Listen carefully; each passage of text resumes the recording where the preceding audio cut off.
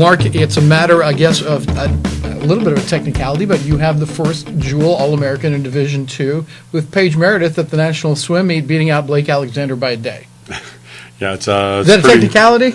I'd say it's a technicality, but they both did it on the same weekend at the Division II National Championships. So Nonetheless, congratulations to you and to her. I'm sure she was excited by that. she was absolutely thrilled. What was it like for her? I'd say, well, I guess I will let everybody know that's watching back home about my head.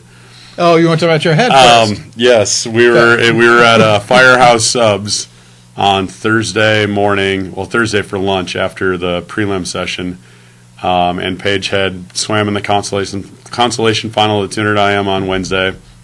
Was an All-American honorable mention. And then Thursday morning, she swam the 100 fly in prelims and qualified 11th. So again, and then she ultimately ended up being an All-American honorable mention in that event too. But we were at lunch at Firehouse, and she said, "What would you do if I got top 8 in the 200 fly tomorrow?" And I looked at her, I said, "Paige, if you get top 8 in the 200 fly tomorrow morning, I'll shave my head." Awesome. And the next thing I know, I see this hand out right in front, and her mom's there with her iPhone taking the picture, and so we shook on it, and she took a picture, so we had photo evidence of the handshake. Worth it to you? Oh, yeah. Okay. Oh, yeah.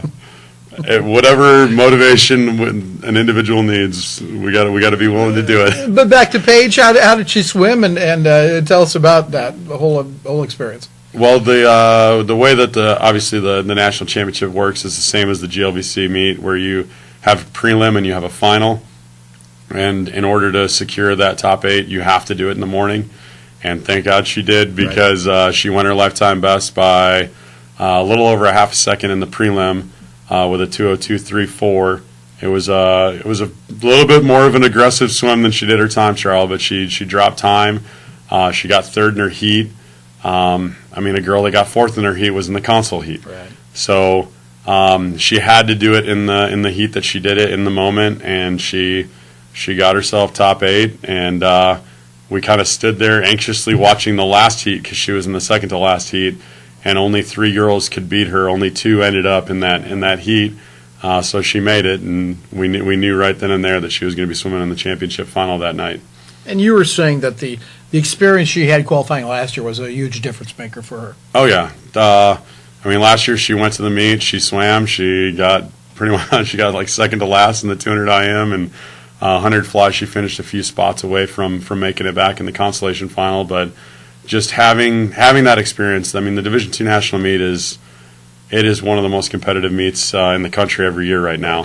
We saw swims that were ranked in the top 6 in Division I at our meet. Right. So Division II is the real deal, and for you to go there the first time, you're just kind of like, oh my gosh, like kind of want to say deer in the headlights look, but it's a kind of a nerve-wracking experience being there, and so that experience that she had last year, that kind of settled her a little bit. She knew she had that experience being there, so that allowed her to swim to her full potential at the national championships. How about the 2 others that you took there? What was their experience like?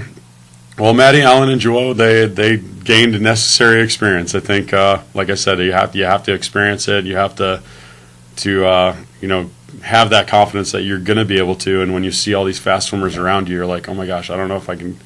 And so when they dove in, both their races, they kind of had the nerves let them get the best of them. The very first swim in the 1,000 free for both of them, they went out so fast. They were Maddie was leading her heat for about 300, and that was the fastest 300 I've seen her go all year.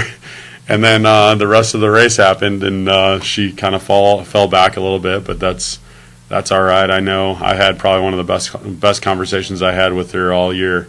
After her 500 prelim swim, and we know what we need to do to get back, and not just get back, but get back and score points and score points for Jewell at the national championships. One of the positives for Joao Pedro Granado is yes, his 1,000 free and his 500 free and mile were a little off his best. He went and threw together one of the best 200 freestyles he swam. Actually, his fastest 200 freestyle that he's ever swam at Jewell by almost a full second, and it was great for him to see that smile, him getting out of the water after that performance. Requalifying and an All-American, this is another step for your program. And how big of a step is it?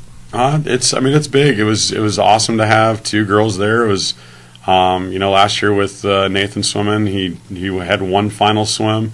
With Paige being there this year, she had three final swims. So at three different occasions, three different nights, the rest of the country was seeing our team compete as well as us watching her swim, and hopefully that's gonna help. And we had a freshman girl, sophomore guy, junior girl. So.